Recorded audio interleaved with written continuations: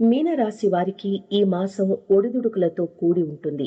గ్రహాల స్థానాలు మీరు ఖర్చుల ఊబిలో చిక్కుకునే విధంగా ఉండటం వలన ఆర్థికంగా మీరు చాలా శ్రద్ధ వహించాలి.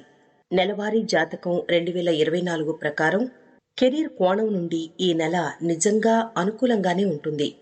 దశమ స్థానానికి అధిపతి అయిన బృహస్పతి ఈ నెల మొత్తం 2వ ఇంట్లో కూర్చుని అక్కడి నుంచి 10వ ఇంటిని చూస్తారు. బృహస్పతి రాశి చక్రానికి అధిపతి. దాంతో మీరు మీ కెరీర్లో పెద్దగా ఇబ్బందులను చూడలేరు. ఇక విద్యార్థుల గురించి మాట్లాడుకున్నట్లయితే నెల ప్రారంభంలో 5వ ఇంట్లో అంగారకుడు శుక్రుడు మీ విద్యలో అడ్డంకులు ఏర్పరచవచ్చు. మీ మనస్సు యొక్క ఉద్దేశం మీ చదువుపై ఉంటుంది, కానీ మీరు సంచరించడం ప్రారంభించాల్సి రావచ్చు.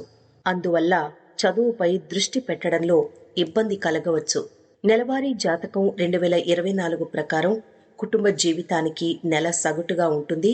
దేవగురువు బృహస్పతి ఈ నెల మొత్తం 2వ ఇంట్లో ఉండటం ద్వారా కుటుంబంలో పరస్పర ప్రేమను పెంపొందిస్తారు. అలాగే పరస్పర సామరస్యం పెరుగుతుంది. ఇక మీ ప్రేమ జీవితం గురించి మాట్లాడుకున్నట్లయితే కుజుడు మరియు శుక్రుడు మీ 5వ ఇంటిపై ప్రభావం చూపుతారు. ఇది మీ ప్రేమ బంధం పట్ల ప్రత్యేక ఆకర్షణను కూడా పెంచుతుంది. అలాగే మీ ప్రియమైన వారి హృదయానికి దగ్గరగా ఉండండి. ఇద్దరి మధ్య మంచి ఆకర్షణ ఉంటుంది.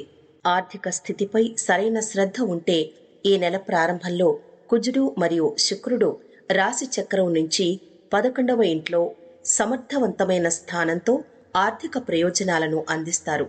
నెలవారీ రాశి ఫలం 2024 ప్రకారం ఆరోగ్యపరంగా ఈ నెల బలహీనంగా ఉండే అవకాశం ఉంది. మాసం ప్రారంభంలో సూర్యుడు, శని మరియు బుధుడు 12వ ఇంట్లో కూర్చుంటారు.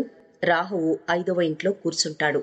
అలా కాకుండా మార్చి 7న శుక్రుడు 12వ ఇంటికి, అలాగే మార్చి 15న కుజుడు 12వ ఇంటికి రావడం మీ ఆరోగ్యాన్ని పాడు చేస్తుంది. కాబట్టి ఆరోగ్యంపై శ్రద్ధ పెట్టండి.